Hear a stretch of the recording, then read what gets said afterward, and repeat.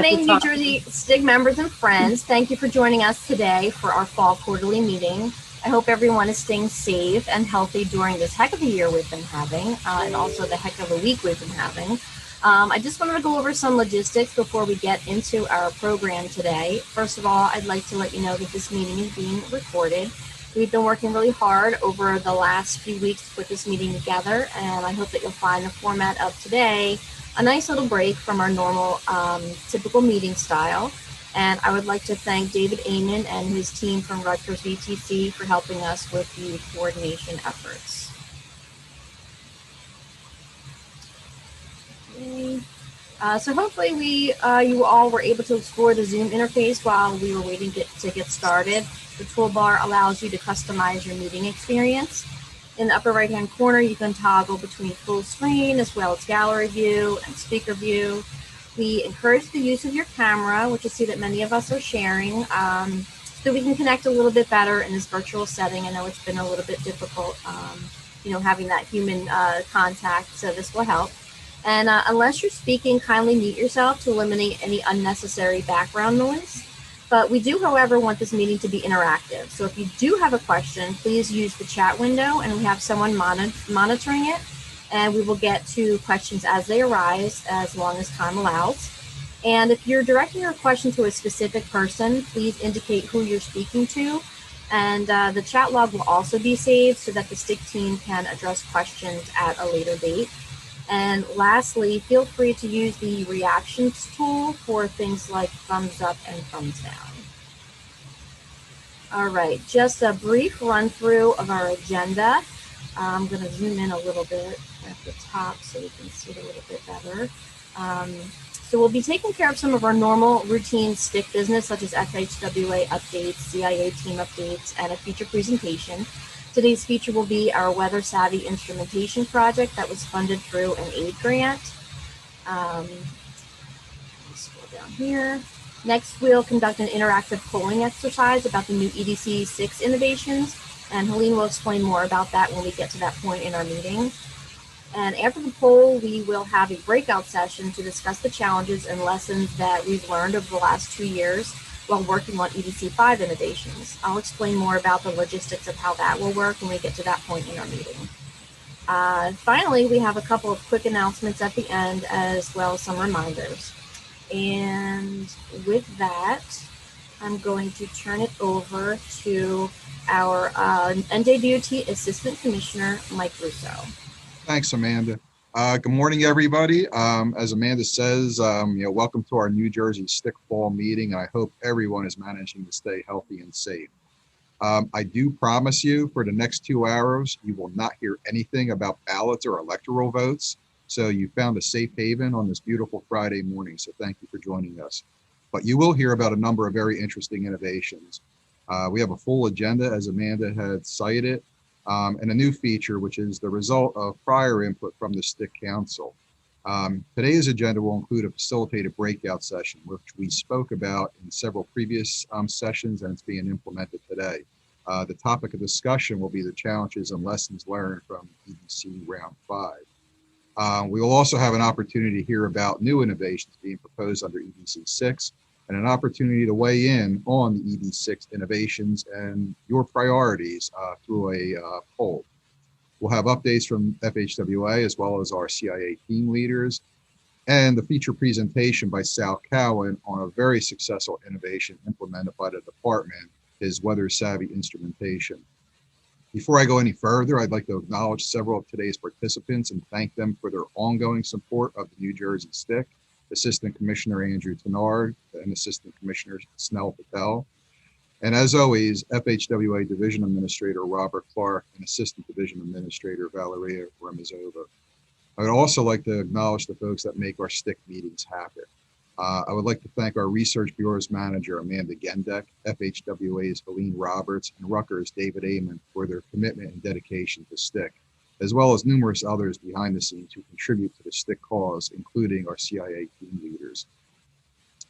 This has been a very busy 2 weeks for Amanda and her research staff. For those of you who were able to attend, Amanda hosted the very successful 22nd Annual Research Showcase last week, followed this week by the Fall STIC meeting. So I'm looking forward to whatever it is Amanda has in store for us for next week. Thank you for joining us today. Before I hand it over to Helene, Valeria, would you like to say a few words? I believe we have Valeria on. Yes, good morning. Good Thank you. morning. Morning. I would like to say a few words. First of all, thank you for inviting us to a STIC meeting and welcome everybody to this 2020 Fall and STIC meeting. I'm happy to be a part of New Jersey STIC, and I truly believe that STIC brings together not only all state DOT teams, but also federal, local, and industry partners, certainly academia. We're all working and striving to deploy different type of innovations which help us to deliver projects in a very efficient manner and enhance safety, reduce congestion, and improve environmental sustainability. New Jersey STIC has led and successfully delivered, as you know, many innovations. And I just want to name a few which you're very well familiar with and contributed value, such as unmanned aerial systems, road diets, and geosynthetic reinforcement soil integrated bridge systems, to name a few. I certainly, as Mike mentioned, would like to recognize Amanda Gendek and her team for organizing this meeting. I'll be remiss if I won't mention David Amen from Rutgers University for his assistance with preparing to this meeting and also preparing submission for the innovation showcase for the EDC-6 virtual summit. Thank you so much for doing that. Great job, guys. Thank you all for your strives for excellence in promoting innovations. And I'm looking forward to our discussion to hear all the updates, suggestions, and additional initiatives moving forward. Thank you so much. Thank you, Valeria. Amanda, with that, I think we hand it over to Helene. I'm gonna go through There you some of go. the other, Thank some of the other participants. So, Thank you. in addition to the leadership that has already been recognized from NJDOT and also from FHWA, I want to welcome and acknowledge our participants from our three MPOs, DVRPC, NJTPA, and SJTPO. Thank you for joining us today. We have New Jersey Transit here. We also have, as we've mentioned, our team from Rutgers that have been instrumental in putting this meeting together. And we also have county and municipal representation from Monmouth County and Princeton and NJ LTAP. And we also have members from our industry sector. We have ACEC and UTCA. So with that, welcome everybody, and we're going to have a great meeting today. So up next, we have Helene Roberts, our FHWA New Jersey Division Innovation Coordinator and Performance Manager, for some updates. Helene? Okay, I will second what all of those other people said. Welcome, everybody. And I'm just going to give you some quick updates because we have a very interactive and interesting meeting ahead. As you are probably aware, because I remind you every STIC meeting, we're wrapping up Everyday Counts Round 5 right now. The end of the year, the round is over. That does not mean that we're packaging up the initiatives and you can't move forward with them at all. It just means that we're moving on to the next round.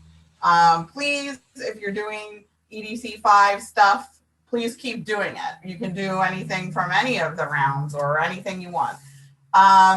So that'll be wrapped up at the end of 2020. And I want, Amanda, are you going to show the innovation dashboard?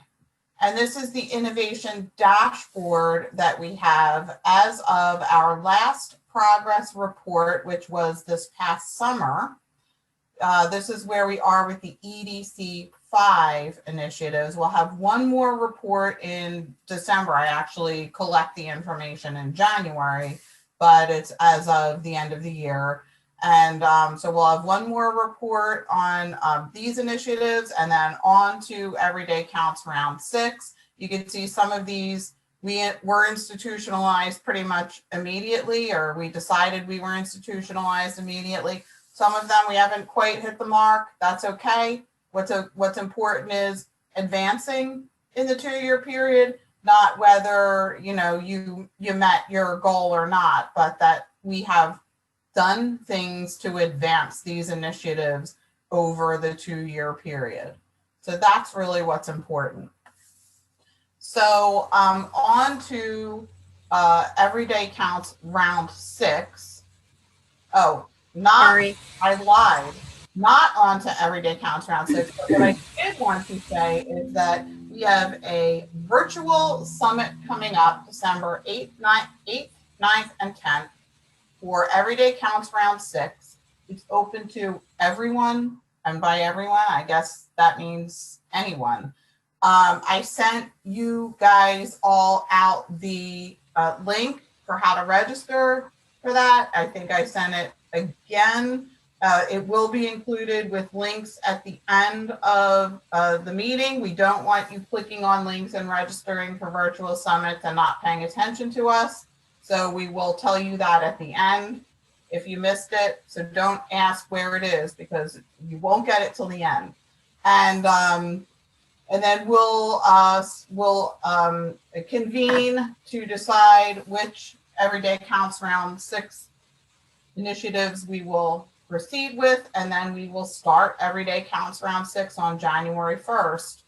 So that is the plan. Please, if you're interested in Everyday Counts and the initiatives for Everyday Counts Round 6, which are actually really interesting, you'll hear more about them. Hopefully you had a chance to watch the video, the really short 3-minute-ish video about them, so you have a little bit of information, because we're going to poll to find out your level of interest, but that's remaining to be seen. Thanks, Amanda.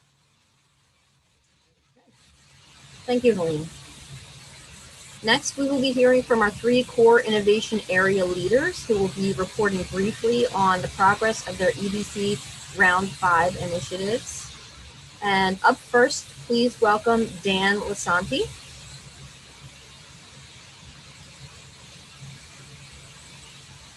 Hello, everyone.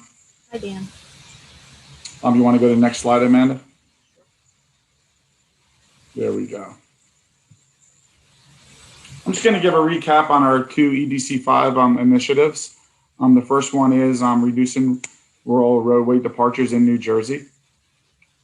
As of now, we focus on high crash locations, but are working towards a more proactive approach to reducing fatalities and serious injuries. Our plan was to complete this initiative by improving the knowledge of roadway facility owners, rural roadway facility owners, and maintainers. This was to be accomplished through training. The FHWA Resource Center would first train the FHWA New Jersey Division and NJDOT, and from there, we would take the training to the owners, maintainers of the rural roads in our MPO regions. Last year, the FHWA Resource Center conducted a train-the-trainer workshop on the EDC-5 initiative. This took place at actually NJDOT, when we're all in the office. The workshop was held at, like I just said, NJDOT headquarters. This workshop educated and provided information to safety professionals, including rural roadway departures, proven safety countermeasures, and the systemic approach to safety. Representatives included MPOs, LTAP, and units of NJDOT, including safety, bicycle, and pedestrian programs, local aid, highway and traffic design, operations support and engineering, and design standards. All these units participated. Our next step was to take the Resource Center training and conduct training at each of the MPOs. We would rely on the MPOs to determine the appropriate audience to invite based on facility owners of rural roadways at the county and municipal levels. FHWA and NJDOT will give the background on rural roadway departures, location identification, systemic approach to safety, and proven safety countermeasures. The MPO would provide information, the MPOs would provide information, the state and federal funding opportunities, and a brief description of the process.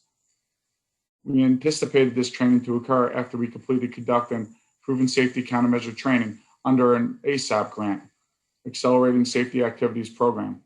As a side note, the proven safety countermeasure training includes a session on reducing rural roadway departures, proven safety countermeasures.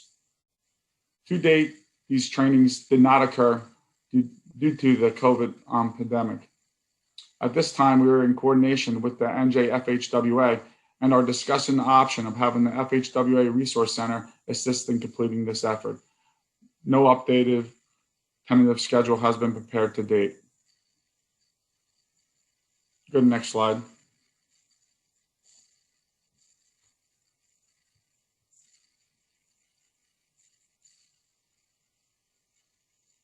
Safe transportation for every pedestrian. This is the STEP initiative. This also took place in EDC-4, but this is just a carryover. It's another initiative which we built on. So safe transportation for every pedestrian, like I just said, was an EDC-4 initiative. An action plan was developed as a collaborative effort between the FHWA and NJDOT. The effort included a full-day workshop to review existing practices and policies impacting crossings and to develop the recommended actions reflected in the guidance plan. The effort also included a thorough review of NJDOT's current use of the countermeasures and pedestrian safety processes. The result of the EDC-4 was an action plan for NJDOT, which targeted specific countermeasures for improving pedestrian safety at uncontrolled intersections. The EDC-4 initiative is now considered institutionalized. At this time, as mentioned before, under EDC-4, we completed an action plan that recommends measures that, when implemented, may help reduce the number and rate of pedestrian crashes, fatalities, and injuries on New Jersey's highways. The intent of this initiative is for the action plan to inform and be incorporated into future strategies developed in New Jersey's 2020 Strategic Highway Safety Plan. The development of the New Jersey 2020 Strategic Highway Safety Plan, as everybody should be aware, was completed in August 2020. At this time, we were beginning the implementation phase. Recommendations, next steps of the action plan were considered in the development of the New Jersey 2020 SHSP. At this time, being that we used the completion of the SHSP as the completion of this EDC-5 initiative, this effort is now considered institutionalized. And that's all I have for the updates on these two initiatives. Does anybody have any questions? I just wanted to jump in real quick. You guys can hear me okay? Yes. Thank you. Just wanted to use this as kind of a plug to let everyone know that Federal Highway just recently put out a do-it-yourself local road safety plan. And this can help local public agencies with their, if they're having pedestrian crash issues as well. And the local road safety plan is very similar to a strategic highway safety plan, except that it's done at the local level. And I'll provide a link in the chat here for everyone. And it basically guides you through the steps on how to figure out what implementation solutions would be the best to mitigate your crash issues. And it includes the proven safety countermeasures that we work with through the STEP initiative. So I'll provide that in the chat. Keith, I'm going to add to Keith, that a little bit. This is Mike. Keith, I'm going to jump in also because we just had a conversation internally about that very topic. So that tool will be extremely useful. We had a conversation with the MPOs, DOT.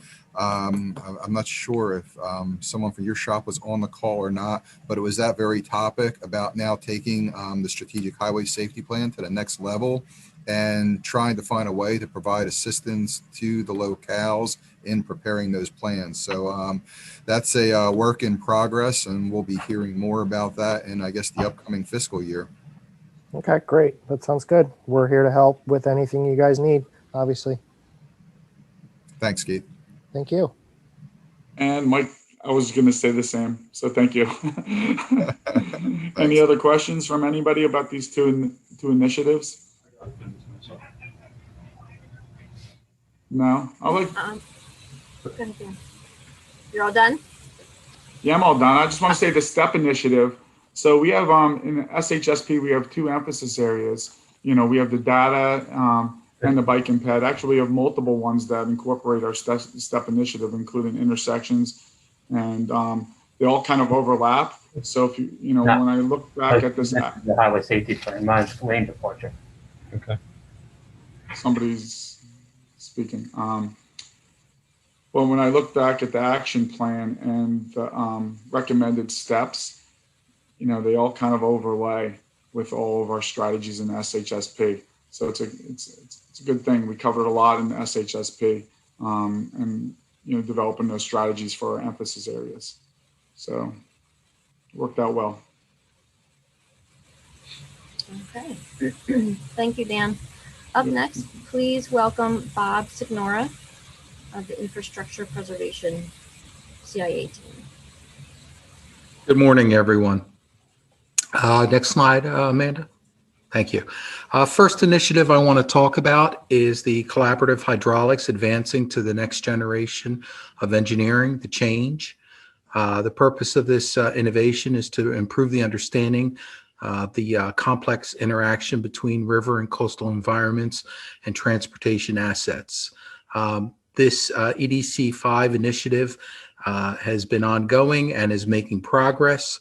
As you can see from the status, the H&H unit attended a peer exchange review in New Hampshire, and when they returned, they briefed their geotech staff at NJDOT about the current practices of SRH-2D. Their next step from there was to hold in-person staff training about those practices. Unfortunately, due to COVID, that training was canceled, but they're working on a vehicle to hold the training remotely or virtually, and so that's where they are now. Next, please. The next initiative is the A-Game, Advanced Geotechnical Exploration Methods. This initiative is also making progress and is essentially institutionalized because they've tested it and they found that the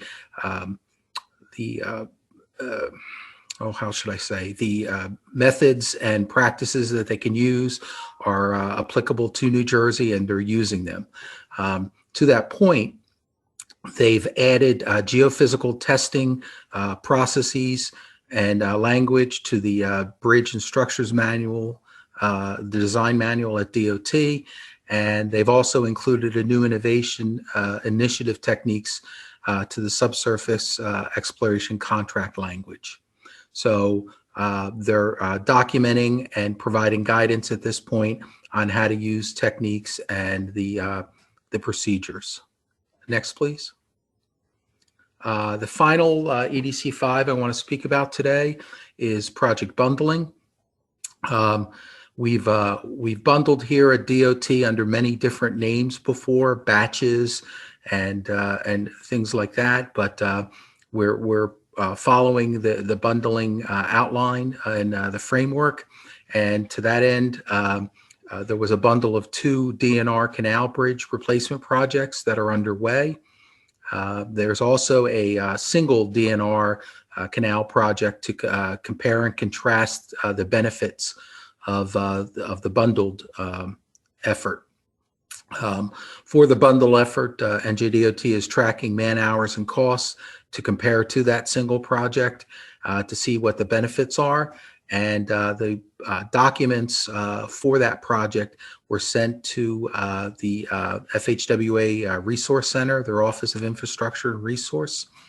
And those documents included guidance on selecting the projects as well as tracking the benefits. So that project is still ongoing, and we'll be able to report in the future about the benefit of bundling. Any questions? This is Mike. Amanda, is it possible to go back to the first initiative, the first slide? I wanted to make a comment on this because this relates directly to some of the work being done by Elkins Green in environmental resources as part of our resiliency working group. And I guess I just want to ask the question and make sure that this team and Elkins's working group are talking to each other, because they're working on a flood risk visualization tool as well as a criticality tool that will help us understand the impacts of climate change on our infrastructure as well. And I believe John Carnegie did a presentation on the flood tool at the past Research Center Showcase. So if it hasn't already happened, I just want to make sure that this team links up with Elkins group that is doing the resiliency work internally. That's an excellent question, Mike, and they certainly are. I've attended both of those virtual sessions for Elkins's resiliency effort, and Sandy Blick, who is the champion for this effort, also attended that, and so she's intimately involved in Elkins' effort, and they intertwine quite often. Absolutely, because those tools will help this effort. Absolutely. Thank you for bringing that up. Thanks, Bob. Any other questions? All right, thank you very much. Okay, thank you, Bob. Next, please welcome Sal Cowan of the Mobility and Operations CIA team. Thanks, Amanda. Next slide, please. Excellent. So good morning, everybody. Wayne Patterson is on vacation, and our partner, Ake Pumsavath from the New Jersey Division Office, I believe, is participating in training. So I'll be handling the updates today. For EDC Round 5, the use of crowdsourcing to advance operations. As many of you know, the department already contracts with multiple data partners for crowdsourced data, and we utilize INRIX data as well as HERE data. That information is widely available to our state agencies as well as our other partner agencies.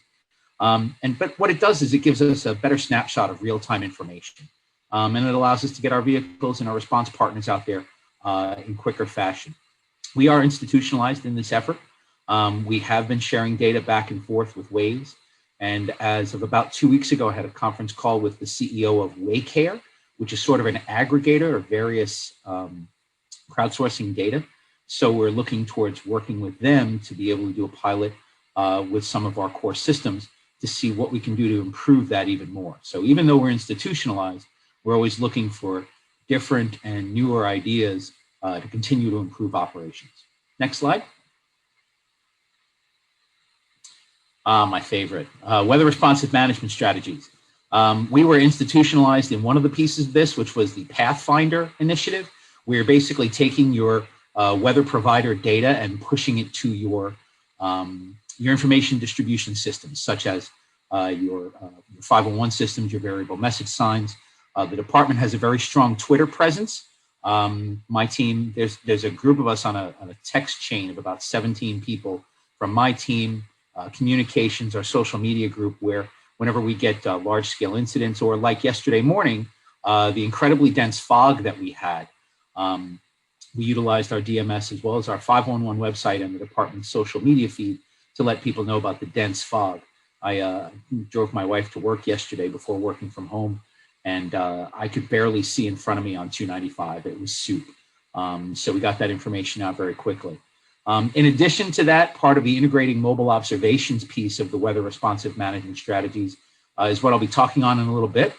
This was part of New Jersey's first aid grant submission and award for the value of just over $320,000, where we installed video cameras and sensors into various fleet vehicles throughout the department. Next slide. Unmanned aerial systems, or UAS. This is a great program. The department is once again a national leader under the multimodal services group. It's basically to use this new technology in various ways, right? to be able to save money, to be able to save time, and to increase safety.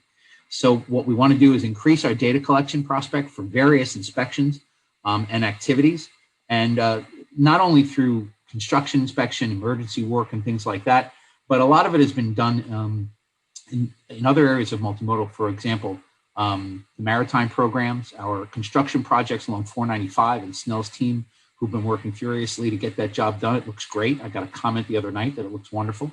And it's basically to enhance our operations as well. So UAS is great. Glenn Stott and Nicole Minatoli and their team have been doing a wonderful job seeing where else we can improve and expand our operations in this area. Next slide. I think that's it for the update.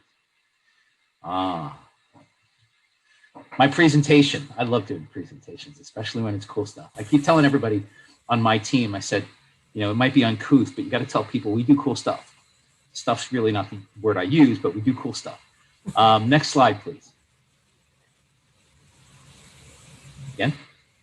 So what I'll do today is give everyone, again, an overview of the pilot, why we're doing it, if anyone else is doing it, the equipment that's being installed, what it'll do and what it won't do. Next slide. So as I mentioned in the updates, New Jersey DOT was awarded New Jersey's first aid grant for just over $320,000 under the Weather Savvy Roads IMO program. This started out sort of a small idea. Let's put a couple of cameras and a couple of mobile RWIS devices onto our vehicles. You've seen our cameras across the state. You've seen traffic cameras on TV and everything like that. They're static. Some of them are on 30 or 40 foot poles. Some of them are on interchanges at 75 foot poles. But that's all you see. You only see where the camera pole is. This gives us greater expansion of our ability to monitor our roadways. Next slide. So why, right? Why do we want to do it? Well, a major part of this, we can't have eyes everywhere. So being able to gather data in a remote fashion and compare it to the data that we get with our fixed RWIS. So we can drive by with a mobile RWIS device and drive by a fixed RWIS device and basically see where we're getting the data and what value is it. One of the other things we're doing is we've deployed FirstNet, which is the cellular system for first responders, to determine the strength of that system on our road network. For anyone who has ever driven or seen any of our operations staff, you know we all have radios in these cars. And for those of you that may drive around the state, I'm sure you've all talked about, you know, hey, give me 1 second. If I lose you, I'll call you right back, because signal strength sometimes isn't great. This was to determine how strong that strength was throughout our road network. Next slide. Actually, and it's actually pretty good. So what we've done is we were able to deploy equipment onto the following locations. We picked them strategically through our partnership with Senior Director Feintel in Operations. Sussex County, Rockaway, these are the yards that we have up in Flemington, West Amwell, and then 2 down in Cherry Hill and another in South Region, Mays Landing. In my side of the shop, we put a couple on our SSP trucks in Harding and Cherry Hill, as well as our incident management response team trucks. One of the things we've been able to do is be a little fiscally responsible. That's a nice phrase, right? We have funding available, and we're expanding it to 8 additional vehicles utilizing the funding from the grant, which is going to give us additional eyes. Next slide. So what you're going to see mostly are a bunch of pictures. Instead of reading off the slide, I'll give you an idea of what it's like to be in the cab of these various trucks. You'll see on the upper left, that's one of the antenna for the program. You'll see sort of towards the middle, this is the cab setup for inside of one of our IMERT trucks. This is the camera. The camera is facing forward. The camera does not have any audio capability. The camera does not face the driver.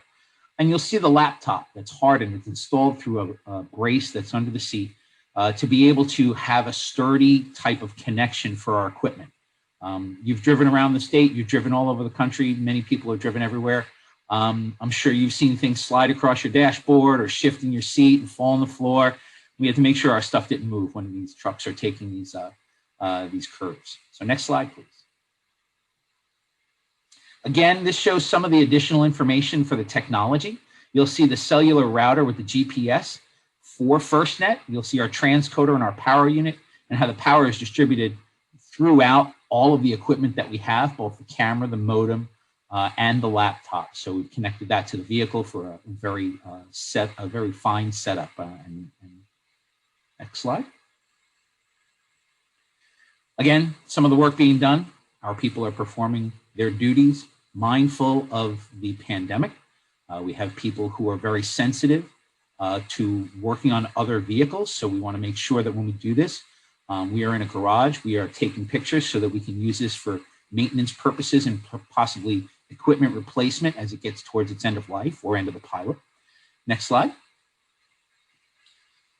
These are our SSP trucks. This is the installation of the weather sensor. You can see the black box.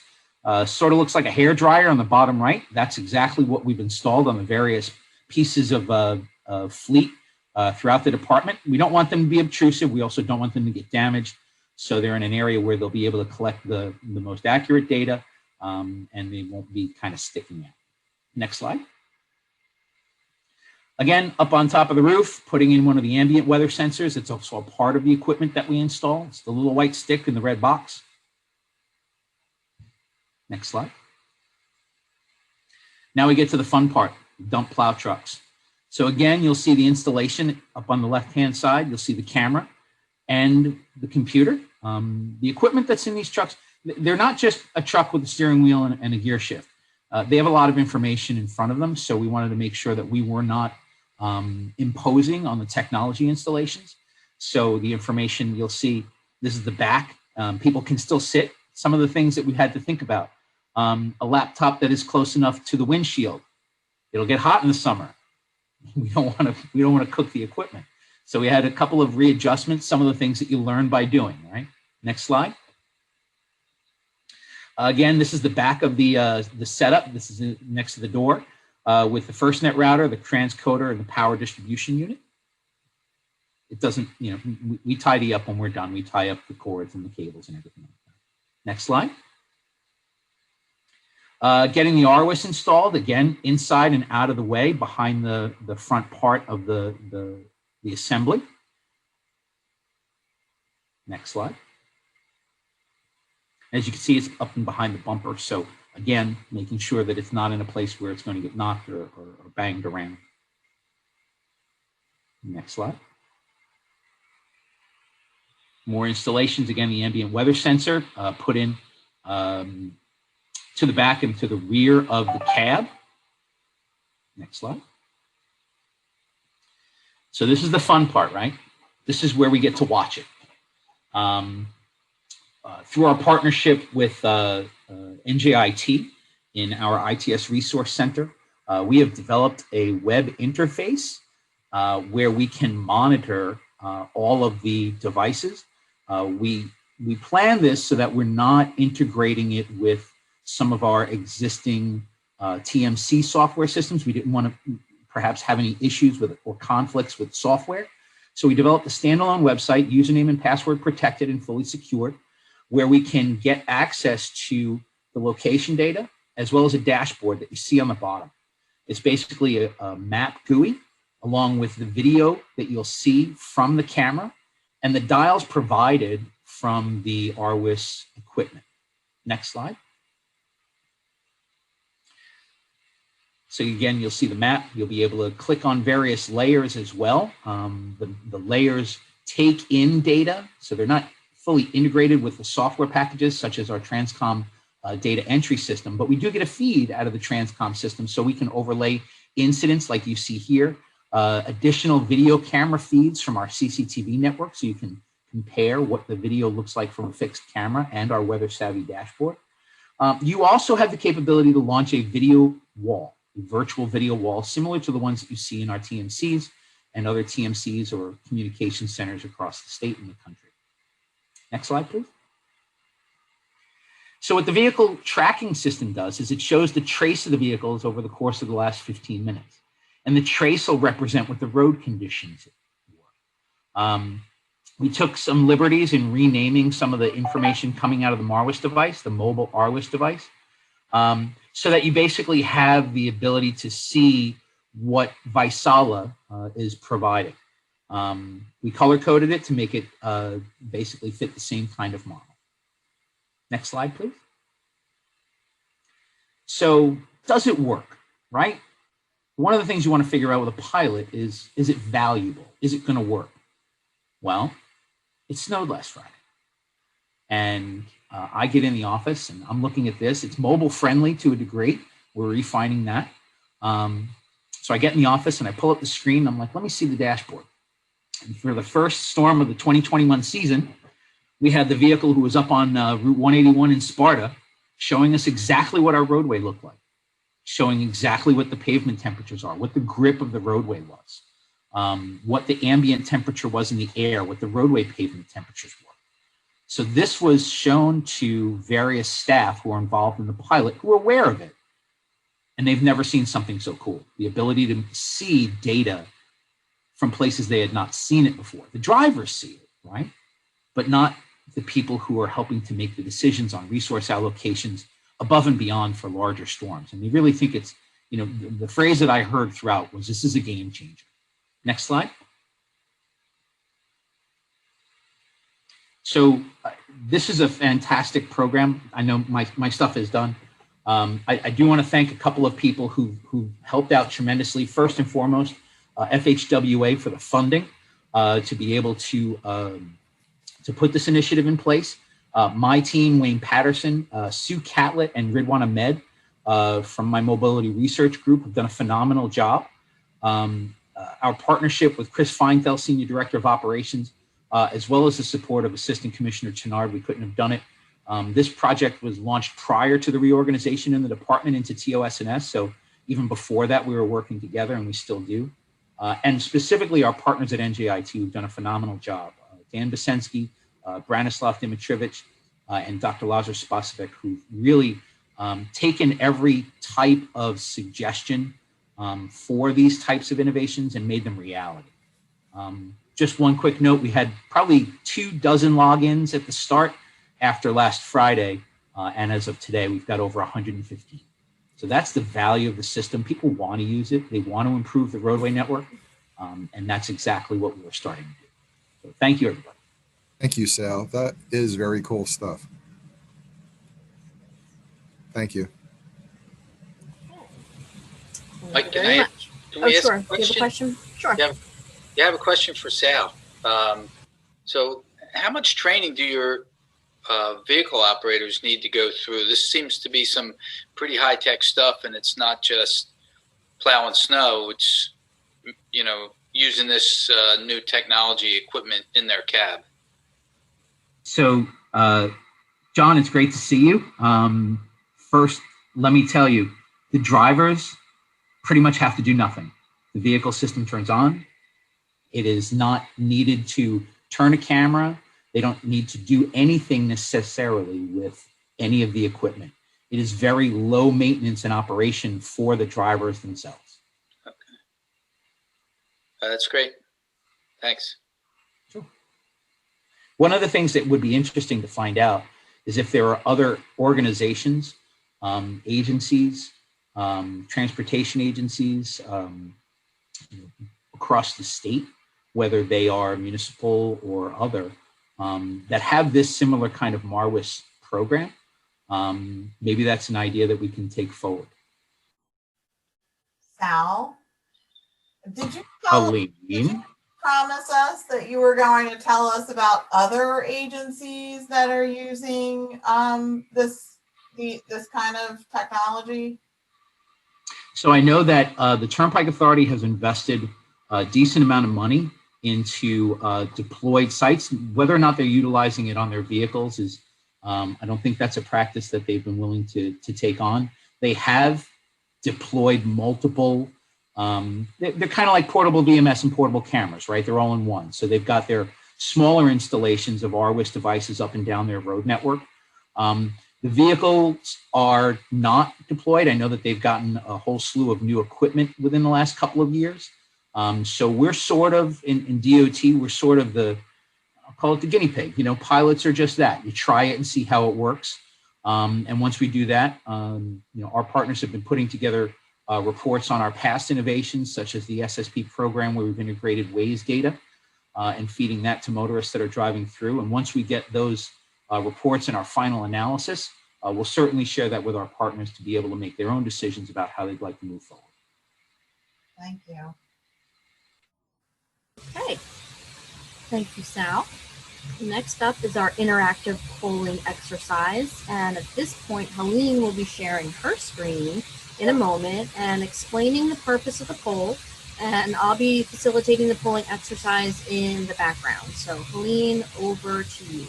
I will do that. I'll stop sharing myself. Okay, so what we're doing here is we're going to introduce each of the Everyday Counts Round 6 initiatives and describe them a little bit.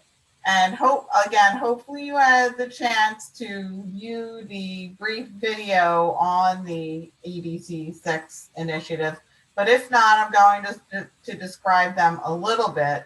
And then we are going to put up a poll that is going to gauge your level of interest in that initiative.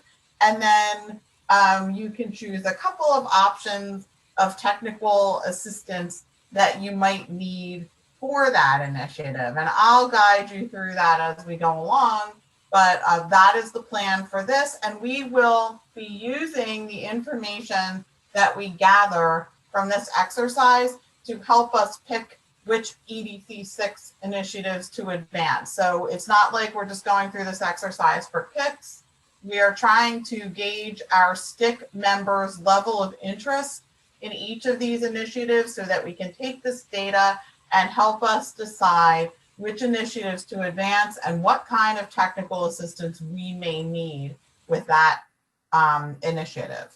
So saying that, I will share my screen and I will take us to the first initiative. And Sal gave us a little hint about this one. Hold on, I have to move some things around. Sal gave us a little hint about this crowdsourcing initiative, and he said that there is more to be done. And in fact, there is more to be done. Crowdsourcing was an Everyday Counts Round 5 initiative, and New Jersey reported itself as institutionalized. The Everyday Counts Round 6 initiatives takes crowdsourcing to the next level by gathering multiple streams of data, integrating them, and using the data in real time for improved operations. One example is the Kentucky Transportation Cabinet. It integrates data from multiple sources, including third-party providers, a mobile app, social media, and crowdsourced weather data to improve operations and maintenance. Its big data system sends system-generated alerts that quickly inform TMC operators of incidents and events, allowing them to better plan their response.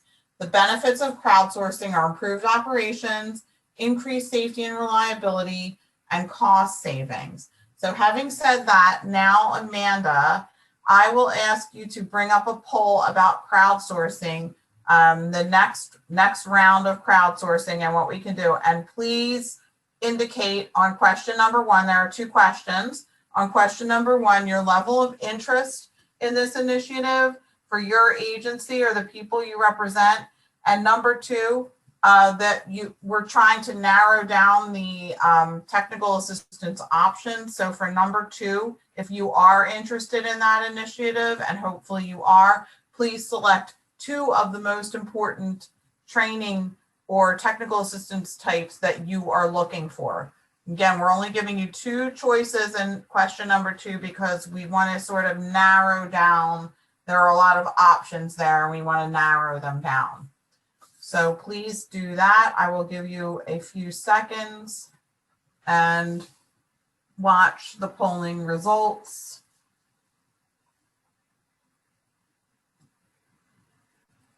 Again, 2 questions. Question number 1, level of interest. Question number 2, what kind of technical assistance would you like to see on crowdsourcing for advancing operations? If you chose other, let me see if anybody chose other. I can't, for some reason, I can't see other. It says 0. But if for some reason you didn't like the options that we gave you and you chose other, please put in the chat pod what other types of technical assistance you would be looking for. And please indicate that it's for crowdsourcing so we can keep track of what you're requesting in the chat pod in case we don't, we have 7 of these. So please put that you're talking about crowdsourcing and then put what type of technical assistance you may be looking for. Let me see if this is still moving. It's been up for a while. Okay, I don't see it moving anymore. So Amanda, let's end, it jumped a little, but let's end the polling and let's share the results. So this is what we saw. We have the most people are moderately interested. We have some very interested people. Great. We have some slightly, and we have one soul out there who's not interested at all, and that's great. Most of our interest is focused up in the top 2.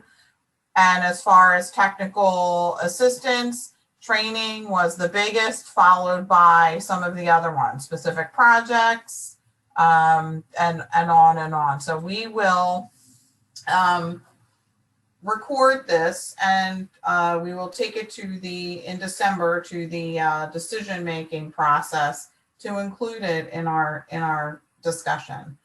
Let's stop sharing this one. I think I had to do that.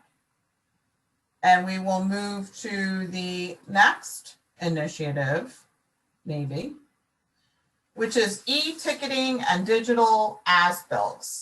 So providing all stakeholders with an electronic means to produce and transmit and share materials, data, and track and verify materials deliveries enhances safety, streamlines inspections, and improves contract administration processing. Using electronic ticket exchanges enables access via mobile devices and simplifies handling and integration of material data into construction management systems for acceptance, payment, and source documentation. Using digital data such as 3D models to build road projects is becoming an industry standard. Sharing the design model and associated digital project data allows agencies and contractors to streamline project delivery and contract administration and to collaborate on challenges virtually before they get to the field. The digital information is further leveraged when the model is updated and other data incorporated to reflect the project's as-built condition for future maintenance, asset management, and rehabilitation activities. So that's sort of a brief synopsis of e-ticketing and digital as-built. Amanda, if you would please bring up the poll on this initiative. It's the same as the last time. Question number 1 is designed to gauge your level of interest in this. And question number 2, please pick the 2 top forms of technical assistance that you would like to see if you are interested in this initiative, that you would like to see for your agency or the people that you represent. Again, we're talking about e-ticketing and digital as-built.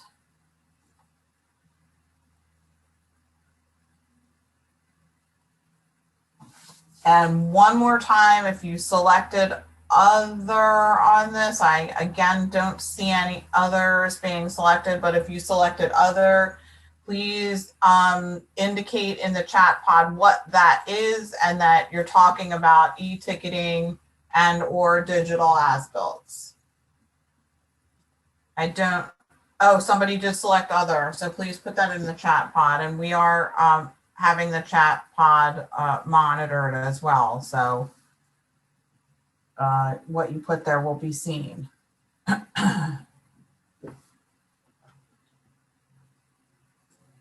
Okay, we're about minute 20 in. I don't see anything moving anymore, Amanda. So let's wrap up the polling on this. It's been a minute and a half. Let's wrap up the polling on this and then we can share the results. So again, we have a decent amount of interest here, very interested, some moderately interested, a couple were slightly interested, and one person, again, was not interested at all. Somebody is just not interested in EDC-6 so far. So we're looking at training and technical support, guidance documents. Some people wanted to see example applications from other states and some webinars. We have sort of a mixed bag here, but thank you for giving your input on this one, and we will wrap this one up and move to the next one, which is, ta-da, Next Gen TIM, Traffic Incident Management, integrating technology, data, and training. So while the FHWA's National TIM Responder Training Program successfully trained almost 500,000 responders to clear incidents collaboratively, safely, and quickly, it was largely focused on agencies that respond on interstates and high-speed roadways. Next Gen TIM increases the focus on local agency TIM programs while integrating new and emerging technology tools and training to improve incident detection and reduce safety response and clearance times on all roadways.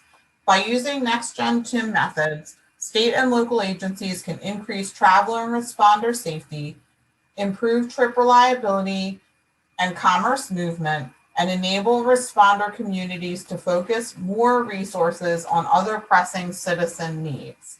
So hearing that, I will have Amanda bring up the poll for Next Gen TIM. And please indicate again, same questions, no changes. Please indicate again your level of interest and what kinds of technical assistance you would need. I'm going to remind you, if you say other, please put what the other is, and then in the chat pod, and then put Next Gen TIM. Something to indicate what you're looking for. Lean? Yes. Sorry, I just have a question. I apologize. I had to grab a quick phone Now, call. that's fine. Please from ask away. Is there anything specifically different between what they're calling the next generation of TIM and the ongoing improvements to crowdsourcing? It looks as though they have similar goals of taking data to improve, the operations and the responses of your programs. I'm just wondering if, for example, the conversation I had with the folks at Waycare, they are involved in the improved crowdsourcing initiative. They're actually involved, I believe, with FHWA in the DC office in terms of we'll probably be hearing from them during some of the summits. But that would ultimately also feed into our data of our next generation of traffic incident management systems. So if we were to say, put in a STIC incentive funding request to be able to fund Waycare for the data feed, wink, wink, nudge, nudge, I see this might kind of carry as two. It might be part of the crowdsourcing piece, but it would also be as far as improving our next generation of TIM data. I don't know if that's... They are definitely highly interrelated. This one is obviously focused on traffic incident response. And also it looks like they're shifting the focus from sort of state level, state agencies to more local efforts. So it looks like they're sort of trying to get other partners involved in TIM that may not traditionally have been involved. It was probably, I wasn't involved in the first TIM effort, but I think it was probably heavily state focused and led by the state. So this is sort of expanding TIM to other agencies and partners that may not have gotten a lot on the first round. I mean, I know the TIM training is done for first responders all over the state, but I guess this is more trying to get other agencies involved. So Sal, this question's for you, I guess. Being heavily involved with TIM, have we had involvement at the local level, or is it, as Helene described, mostly at the higher level? I know John Ward's looking for his unmute button as well. So as it relates to TIM training, TIM outreach, and the involvement in the locals, the training numbers are close to 20,000. Next week is Traffic Incident Management Awareness Week. You've probably seen the signs up throughout the entire department. we're training local responders. The MPOs are heavily involved and partnered with us. DVRPC has been a phenomenal partner with us in terms of their TIM task forces and working to get the information out to not just our partners in New Jersey, but helping to share it throughout their partners in Pennsylvania as well. We have enabled standalone training for local responders, and through the njtim.org website, we have provided that through our Commitment to Communities portal, letting people know that this is a way to go. So we have really gone down to the local level as far as even provided training to, volunteer squads and CERT squads. It's not just the state. Everyone in multiple units throughout the department are trained. I know the Turnpike Authority has dedicated trainers. SJTA has their own staff of trainers. So the state level has been done for a couple of years as of the SHARP 2 training. But when we get down to the locals, that's where we get the numbers, right? It's just like our roadway network. We've got whatever percentage of the roadway network. The locals and the counties have so much more. So, John and his team at Chris King and Paul Carafides, these guys are talking with the locals on such a regular basis that they're pushing it way down. Thanks. Yes, Sal, just let me add that, we have 8 incident management task forces in the region, and certainly our key partners are state DOTs and state police. But the majority of the task force members are all from local organizations, because they're not only responding out on local roads, they're responding on the state highways and interstates. And they need to be trained at all levels. So we've done a lot of work with the locals, probably in numbers, more locals than state or regional. Very good. Okay, that's good to hear. We may be further along in this effort, than at the beginning. Some of these efforts were at institutionalized right from the get-go. I don't know if we're quite institutionalized here, but it sounds like we're far along. So here we got, again, most of the interest, moderately interested, some very interested, some slightly interested, or one not interested at all. And then we're looking for training, guidance documents, technical support on specific projects, workshops to inform other disciplines and stakeholders on the benefits. And that's what we're looking for here. So I will wrap up this one. And we thank you, everybody, for your input. And we will move to the next one, which is strategic workforce development. This is a pretty interesting one. The demand for highway construction, maintenance, and operations workers is growing while industry is experiencing a revolution of emerging technologies that will require new skills.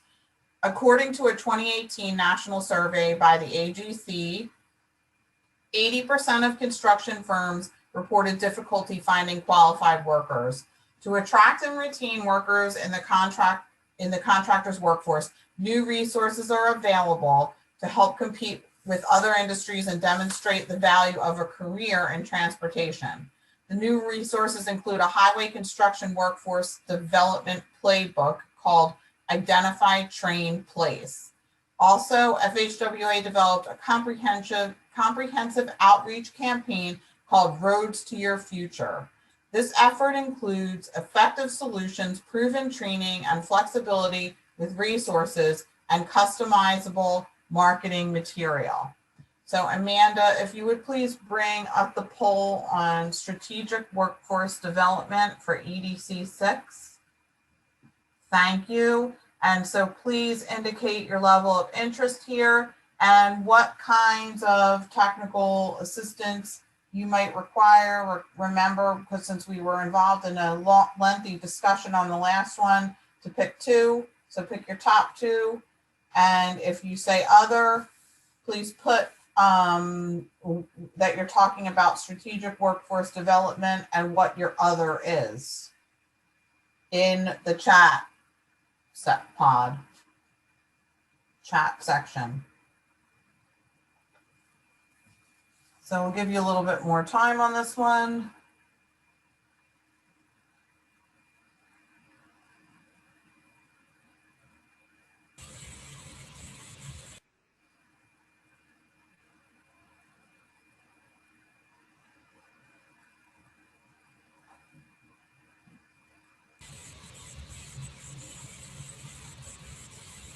Okay, Amanda, we're a minute in and I don't see the bars jumping around. So I think we can end the polling here. And we can share the results.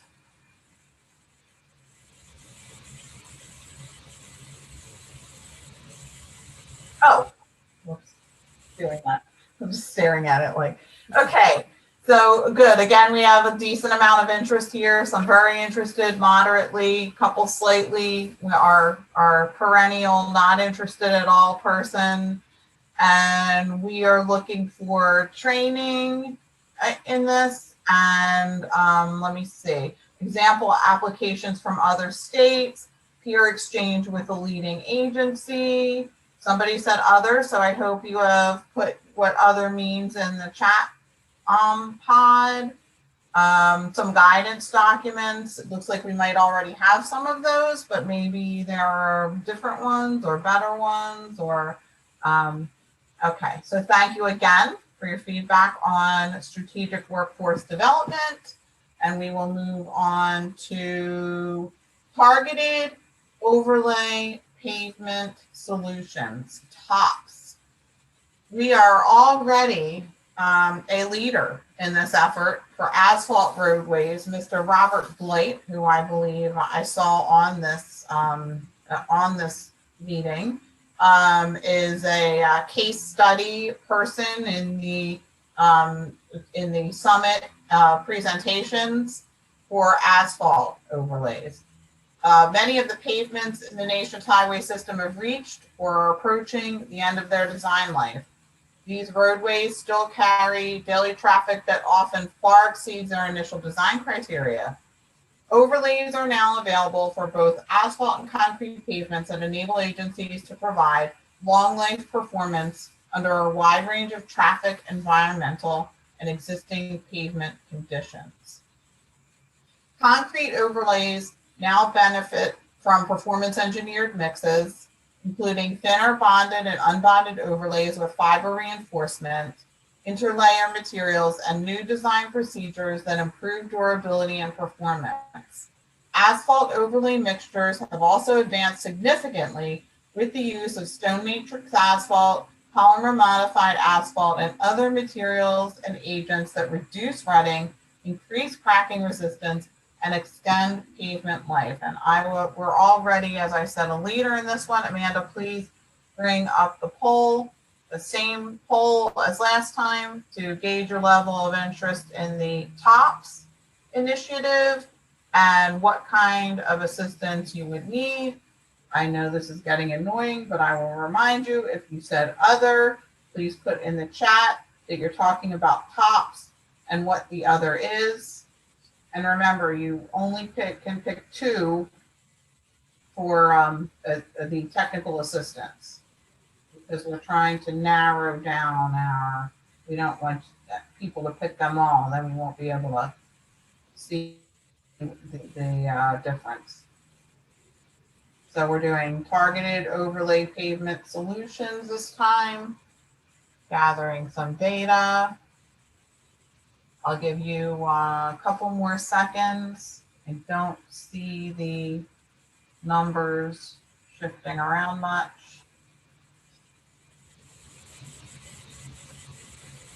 If you put other, I don't see any others, but if you put other, that it's TOPS and what the other is. Amanda, you can close this one. This is not, it's not advancing anymore.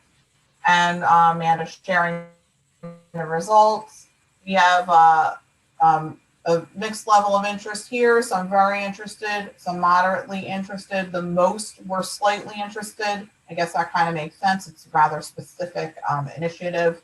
And as far as, and now 2 people are not interested at all, or gaining support there and not interested.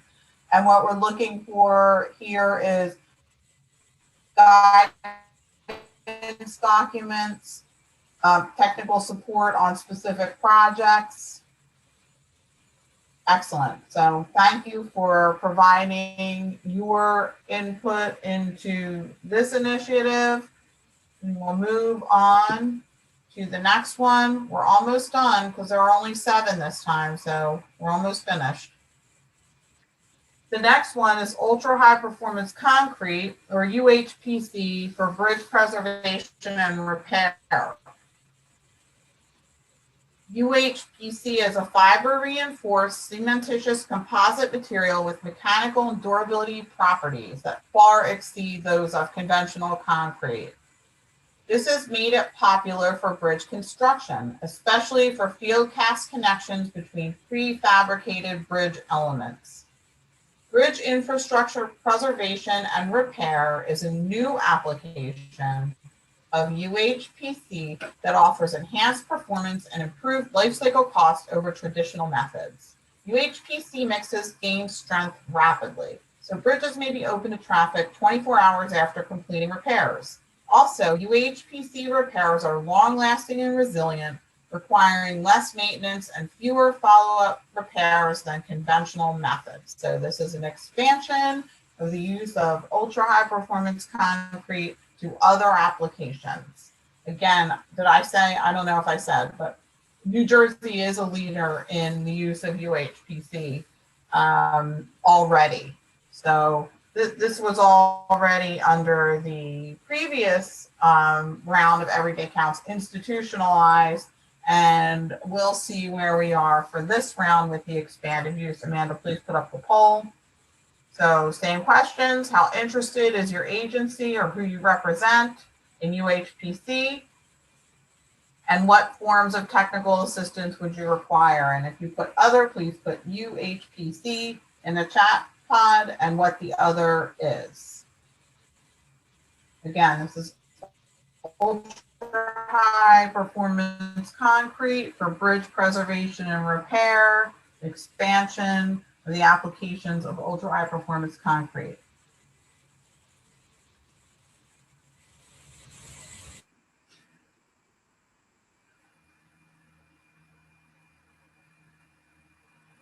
Give you a few more seconds here.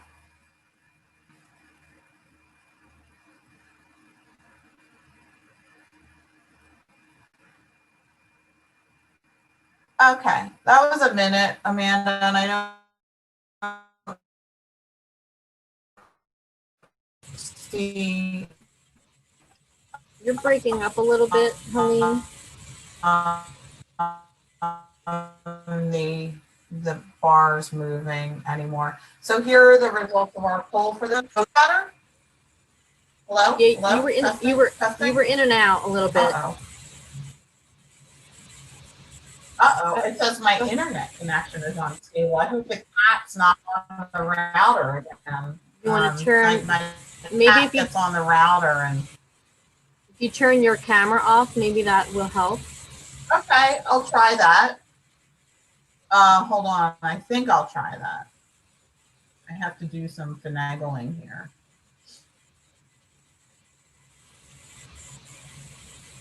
Okay, well, can you hear? Yeah, yeah, sounds better.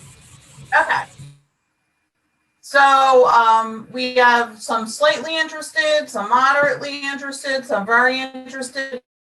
Now, 3 people are not interested at all. We're gaining traction and they're not interested. Training.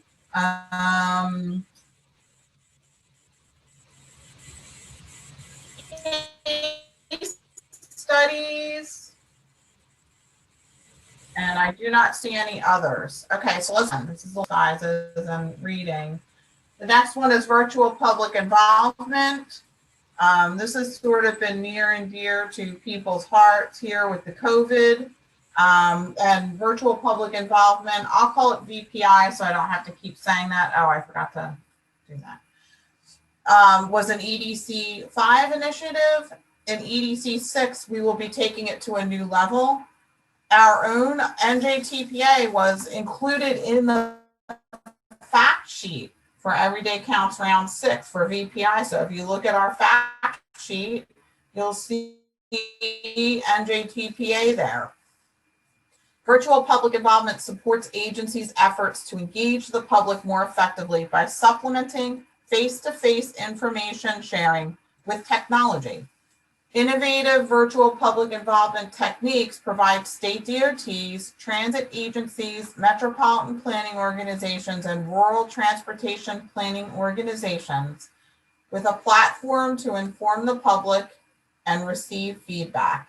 These strategies increase the number and variety of channels available to agencies for remotely disseminating information to the public and create efficiencies in how input is collected and considered, which can potentially accelerate planning and project development processes, which are very important to us. VPI, EDC-6 VPI. We're continuing on here with our VPI. What's going on? Wait, I don't see the poll.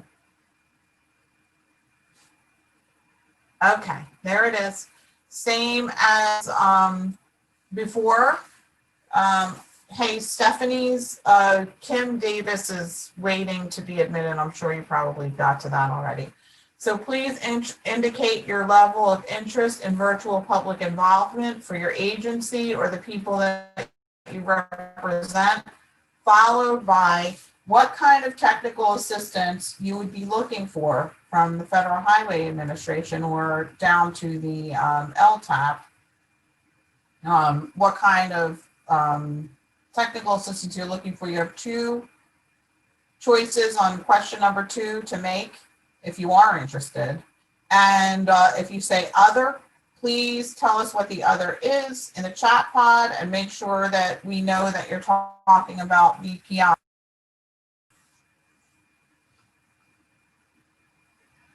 Looks like this one's a doozy on the level of interest so far. Again, if you said other, please say VPI and what the other is.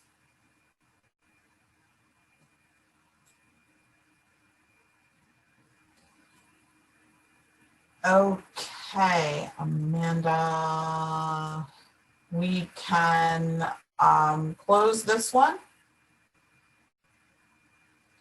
This one has a really high level of interest. We got most of the people were very interested. We had some moderately interested and some slightly interested, and we're back down to 1 not interested at all. Somebody is just not into EDC-6, so that's okay. We don't all have to be into it.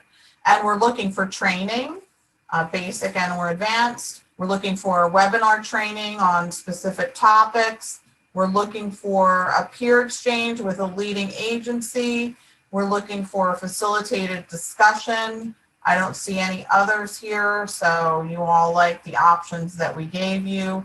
And we can stop sharing the results here, and I am done. We thank you so much for your input on this. It's really important to us in our deciding which of these initiatives to move forward with, what kind of technical assistance we may be looking for, and also what where we are with that initiative and where we hope to be in the 2-year period. So thank you. Thanks, Helene. Hey, that polling tool was really good. That's the first time I've seen that, but that worked really, really well. And can we get a summary of the results and share that with everybody participating in today's session? Yes, we will summarize this. Yeah, we'll summarize the polls. So, go ahead, David. I just say that our plan will be to write up meeting minutes from today or write up notes from today. They'll be posted on the Tech Transfer website. There'll be a synthesis, there'll be a summary of these polling results. And we're about to start another breakout session exercise, and Amanda will go into the details there, but we will be writing up a synthesis of what happens during the breakout session. Okay, thanks. Because David, we've got a senior leadership meeting coming, I think, on the 16th, and if at all possible, I'd like to share this with them. No problem. Okay, can everybody see my screen now? Okay, so thank you very much for your valuable input on those polls. Next is our breakout session exercise. If you remember a while back, I think Mike alluded to this at the beginning of the meeting, we conducted a live Mentimeter poll, and we asked you to answer some questions using your cell phones about how you would like us to organize a breakout session to have some more meaningful discussion about EDC-5. Well, several months and a global pandemic later, here we are. So Helene, do you want to discuss a little bit about the purpose behind the breakout session and why we're trying and what we're trying to accomplish with this segment? And then after that, I can go ahead and go over a little bit of the logistics before we go into the breakout. Sure. What we're trying to accomplish here is, as I said, we're wrapping up EDC round 5, and we are trying to glean via this breakout session, what are some of the challenges that you may have encountered? What might you have learned from trying to implement some of these things or not implementing them? Maybe you said, no, this is not for me. I don't like this one. I can't do this. So what we're trying to glean what happened in the past so that we can take it and apply it to the future so that we can do things better in the next round of Everyday Counts, and so that we can offer you services and technical assistance and the kinds of things that may help you to advance some of these initiatives in coming Everyday Counts rounds in the future. So so the goal is to get information from you that will help us all advance these things better in the future. And so now Amanda will give you a little bit of the what we're going to do. Okay, thank you, Helene. Thanks. So we've predetermined the rooms that each of you will participate in. Again, we encourage the use of your cameras for a more interactive experience. Once you have joined your breakout room, you'll be met by one of our gracious facilitators who will ask 4 questions and take notes. And like David Amon just stated, these notes will later be cleaned up and summarized into one document and shared with everyone. And you will have approximately 30 minutes total, which means you'll have about 7 minutes per question. At the conclusion of the 30 minutes, you'll all be brought back into the main group where we will have a moderated 15-minute plenary discussion. So I'm going to quickly go through the questions in advance, but your facilitator will also go through them as well. So first, we want to know which EDC-5 initiatives your organization is working on and what stage of implementation are you at. And a document that the facilitator is going to have will have the chart that gives you the stages of implementation if you need a little bit of a reminder. And here's where you can provide a lot of feedback regarding any particular challenges you've had with implementation. Question number 2, what kind of assistance from FHWA or the local technical assistance program would still be helpful to you in working toward institutionalization of these initiatives? Remember, Aline said that, just because EDC-5 is technically wrapping up, we still want to encourage you to work on these initiatives. So some of the options are training, technical support on specific projects, guidance documents, example applications from other states, webinar training, workshops to inform other disciplines and stakeholders on the benefits, peer exchange with leading agency, facilitated discussion, case studies, and also other. Question number 3, what topics for Tech Talk webinars would you be most interested in attending? And some of you may or may not be familiar, but the Bureau of Research frequently puts on Tech Talk webinars, and that's a really good tool to transfer information and to get a little bit of more knowledge about these initiatives. Question number 4 is, do you have a success story or examples of lessons learned from the adoption of EDC initiatives or other innovations that you would be willing to share with the STIC and others? So at this time, I will go ahead and start the breakout portion, and we'll be broken out into our individual rooms. So good luck and see you back in about 30 minutes. So I'm going to turn it over to, I believe, Steph. All right, Helene, so it's your ball game here for our plenary session. So we had a shortened but very interesting discussion in breakout room 1, but I was wondering if anybody else had any sort of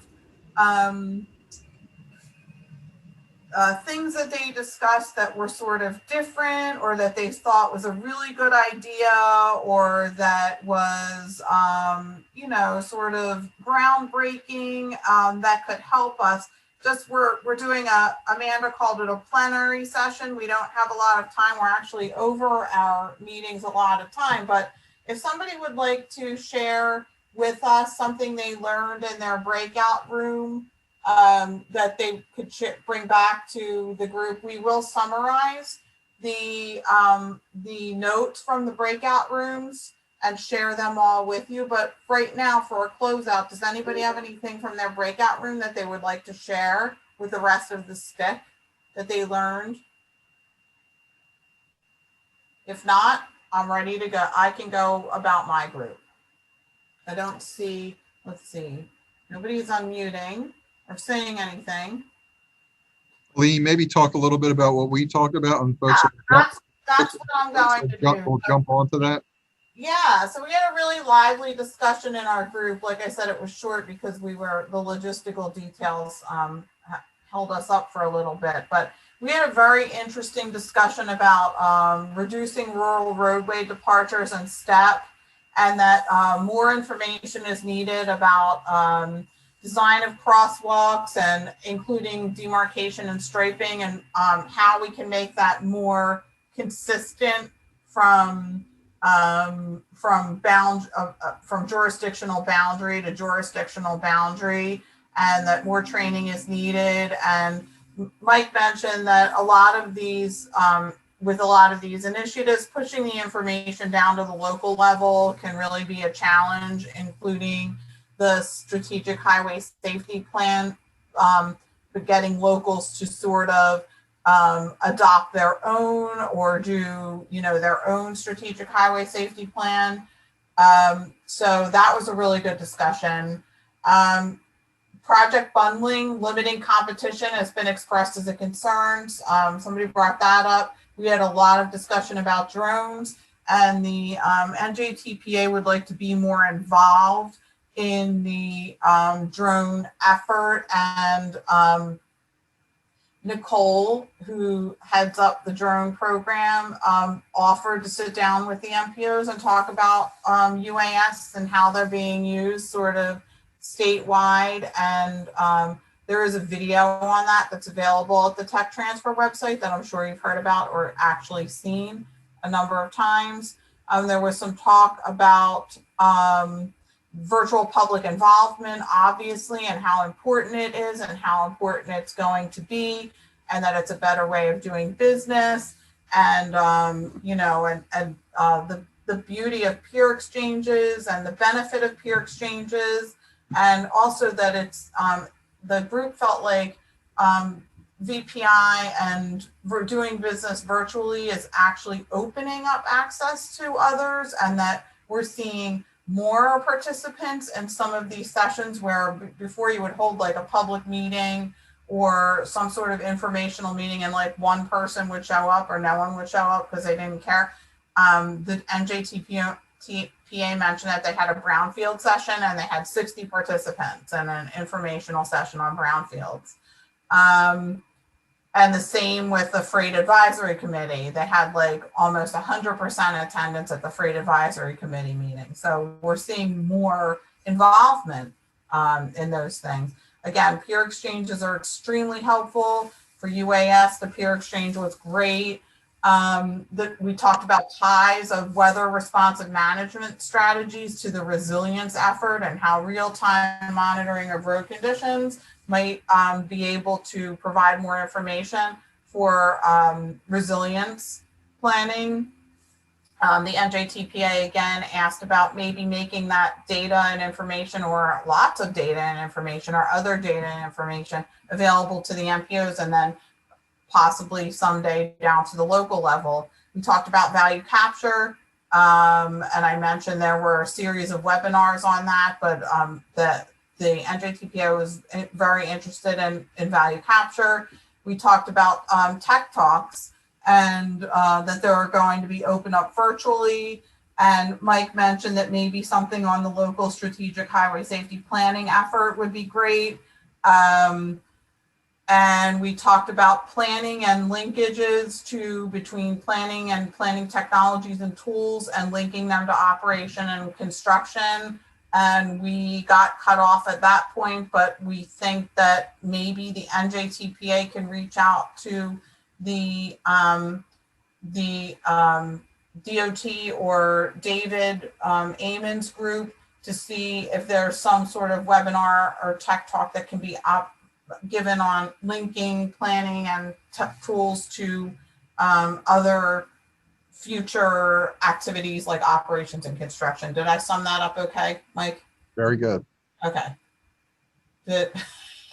A lot of the points that you mentioned, Helene, we also talked about in ours. I had a couple MPO folks in my group, as well as Dan from, he works on the STEP and the rural roadway departure. So we spoke about that, and it was said that some technical assistance and some information would be useful on the implementation of drones. And Greg, I don't want to put you on the spot, but you had mentioned a couple things at the end for question 4 about some other innovations that you shared with us. So I don't know if you want to jump on and talk about those 2 things. One was Expo. Did you lose Greg? Mary, do you want to? You have the form, correct? Do you have the Google Doc form up? Yeah, Amanda, DVRPC mentioned, DVRPC mentioned their Expo, which is a tactical urbanism program. There's some website linkage to that. And then they also worked with PennDOT to connect bike-friendly resurfacing. So coordinating with repavement with PennDOT to get bike facilities implemented. So those are 2 success stories. And then they also mentioned NJTPA was interested in policy and data tech talks, and they like the idea of collaborating engineers and planners together to share information, and particularly with implementation in the different phases of implementation. I think that's it. I covered it all, Amanda? Did we cover it all? Yep. Okay. Great. So, can you guys, I hope I'm not on mute. Okay, I'm not. So, like I said, we're sort of running out of time, but I think that our discussion for the very short amount of time we had went really well. We got a lot of information from a few minutes worth of discussion, and I think we can continue the discussion at future STIC meetings. So thank you so much again for your feedback in the breakout sessions. We will summarize what we learned in the breakout sessions and then share this back with the attendees at the meeting. So Amanda, I'm going to turn it back to you. Thanks again. Okay, thank you, everybody. And now that we've done this once already, maybe we could do this again, sometime during the EDC-6 initiatives as well, the breakout session. So I think it went pretty well. So I'm interested to hear your feedback at a later time about this. Okay, so at this point, I'm going to turn it over to Mike so he can do his shameless plug, as he likes to call it, for the mileage-based user fee study. So I've got a couple of slides here, and just tell me when you want to. Okay, thanks. Sure. And as she said, I'm going to make a shameless pitch to try to gain your support and get your help. Many of you received an email from me inviting you to participate in a pilot study taking place through a partnership of the DOT and the Eastern Transportation Coalition. There's a fact sheet available. I can give you the link to that if you don't already have that. The study is exploring whether a mileage-based user fee or an MBUF offers a sustainable alternative to New Jersey's fuel tax. So I want to make another pitch for your participation. You're probably tired of hearing about this from me, but we're still trying to get larger numbers in our enrollment. As most of you know, the fuel tax, which funds our transportation trust fund, is seeing declining revenues as vehicles become more efficient and as drivers shift to electric vehicles. This study will help us identify what works and what doesn't work with an MBUF, which is why we need your input. We would like to hear from those who support MBUFs as well as those who do not. Folks that don't like this idea seem to be reluctant to participate, but we need to hear the pros and the cons of an MBUF. So the study is designed to give participants a first-hand experience with an MBUF and to gather data through anonymous surveys. I know some have expressed concerns regarding their privacy in the MBUF study. Just want to let you know that all personal identification information is kept with our account manager, a vendor called Azuga, and that information is not shared with anyone, including DOT. So ensuring everybody's privacy is a key component of this study. We have also received questions from some who are currently not driving that much because of COVID. And I just want to let you know that the study is not dependent upon the number of miles you drive, but rather it's about the experience associated with using the MBUF system. So enrollment's simple. All you need to do is contact the study team via email. Within a couple of days, you'll receive a device which you plug into the diagnostic port on your vehicle. You drive, and then you'll be providing input via an occasional online survey. So please consider enrolling in this study, and I want to thank everybody who already has enrolled. Quite a few of you have, but we still would like to expand our numbers, and we absolutely need your input. So thank you. That's the end of my shameless plug. And Amanda, I'll hand it back to you. Okay, so on your screen right now, you can check out the link for more information and to join the pilot, and you can also send them an email at the email address that you see here.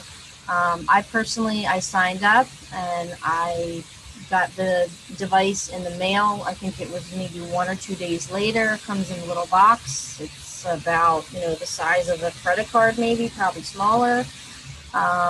You pop it into underneath your dashboard, and you just pretty much start driving, and then about a week or so later, you'll get some emails from them asking you to fill out a survey. I filled out one yesterday, and it was about, took less than 10 minutes, and they ask you questions of, would you drive more or less? Do you support it? Do you not? What's your level of support? What are your concerns? Are you concerned about paying more? Do you think it's fair? So they really are gathering information about people who do not support it, as well as people who do support it. And there's other features that, will let you know how many miles you drive, what your carbon footprint is. So it's not just participating in the study. I think the study is actually giving back to the participants as well, some interesting information. So, it's really easy. I strongly encourage you to sign up. So that's my 2 cents. So that is the conclusion of our meeting, and I'm just going to leave this slide up here while we, close this out. The first, of course, is our NJDOT Tech Transfer website. This is becoming more and more the home of the Bureau of Research and everything that we do. It's constantly populated with new content and articles on what we're doing. There's a dedicated space for the New Jersey STIC initiatives, lots of articles, all of our videos that we've produced are there. And then this next link down is the registration link for the EDC-6 Summit that Helene mentioned earlier. And then also the links for the mileage-based user fee study. So with that, I just want to say thank you all for joining us today in this exciting quarterly meeting. I hope everything went well. I hope you enjoyed the polling exercise in the breakout rooms. I think David Amon and his team and the facilitators did a really good job at helping us make this one smoothly. So I want to say another thank you to them. So. Yeah, Amanda, Helene, and David, I think this went really well. The breakout session I thought was great. I also like the polling tool you used. So we've got a couple keepers here for the future. You all did a really good job. Thank you. And we didn't get Zoom bombed. Yeah. And you didn't get Zoom bombed. That's the best part. Thank you, everybody. Please stay safe. Okay, thanks. Thanks, everyone. Great job. Bye, everybody. Look Thank forward you. to Take hearing care. from us soon. Bye-bye.